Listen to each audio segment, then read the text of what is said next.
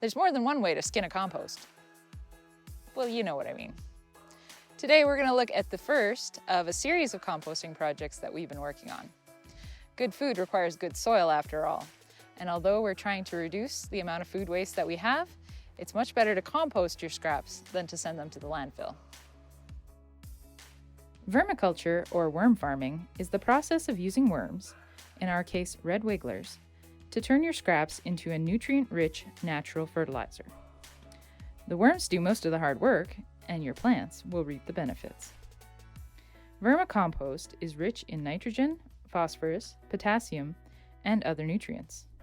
And similar to a healthy diet for humans, good nutrition benefits plant health and promotes growth. It's easy, faster than other composting methods, takes up little space, and can be done indoors. In my experience, many adults are a bit resistant to the little guys, but kids tend to love them. Vermicomposting can provide a great learning experience for all ages and is lower maintenance than a puppy. Just saying. Fun fact, a red wiggler has no eyes, breathes through its skin, and has 5 heart-like organs. How do you get started? Creating your worm bin can be a DIY project, but I first started more than a decade ago with the purchase of this worm factory, and I still consider it a solid purchase. It comes with the basic items you'll need to get your worm base started, and I find the stackable layers are great. Then you just need to find yourself some worms. Red wigglers can be purchased at bait shops, online, or from your friendly local worm farmer. Your worm farm can be indoors or outdoors, but optimal temperatures for them are 4 to 27 degrees Celsius or 40 to 80 degrees Fahrenheit. So in Canada, that means you need to bring them inside for the winter or start over every spring. But having them inside isn't scary or gross, I promise. I have had my worms inside several locations with very few problems, and red wigglers are sensitive to light, so they just want to stay in their nice, dark, moist bin unless there is a major problem. And we will go over the basics so you can avoid those.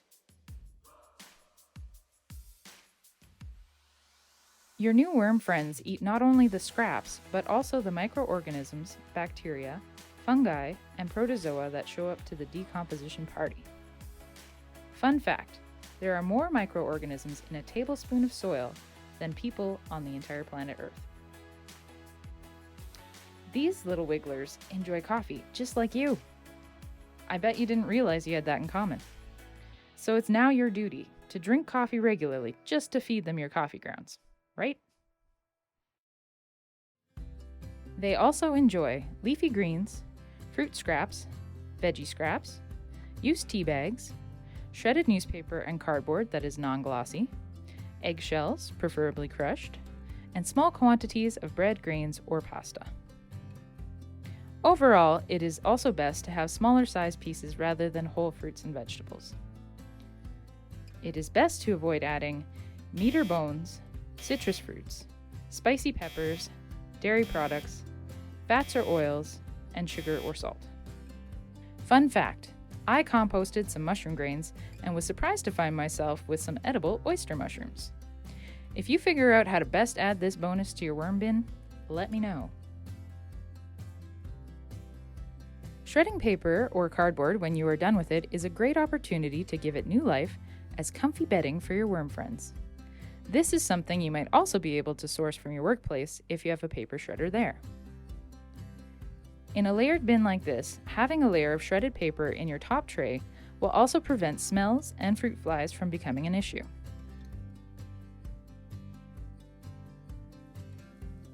How do you know if you have happy worms? I take it as a sign of a healthy bin when I see these little white worm babies. Fun fact, each worm has both male and female organs, and 8 worms can produce up to 1,500 worms in as little as 6 months. But don't worry, you aren't going to be overrun with wigglers. In my experience, your worm family will only grow to fill the available space.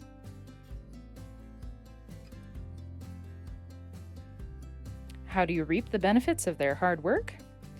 This will vary depending on the type of bin you are using, but I use a push and pull theory. First, extract the tray you wish to empty of worms.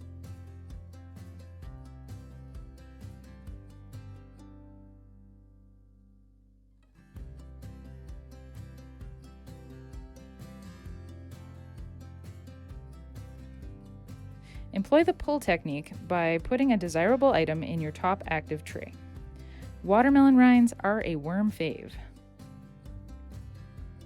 Then place the tray you wish to empty on the top of the stack, with the lid off and the light on.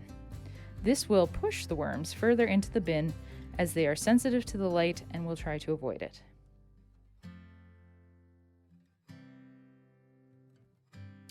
After a day or so, you can empty the contents of the tray and restore your bin to its normal state with the lid on. Or, you can dump the contents onto a tarp and hand sort if you prefer.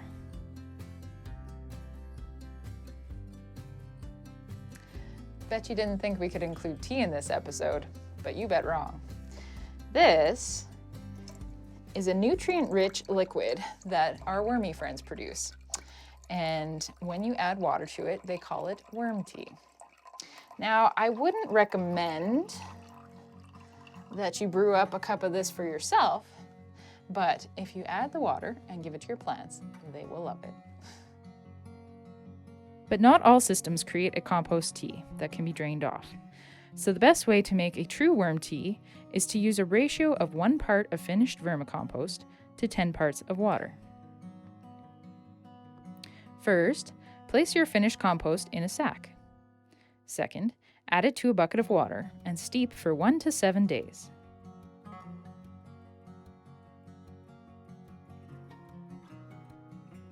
Remove your sack and enjoy your worm tea. Or rather, let your plants enjoy your worm tea.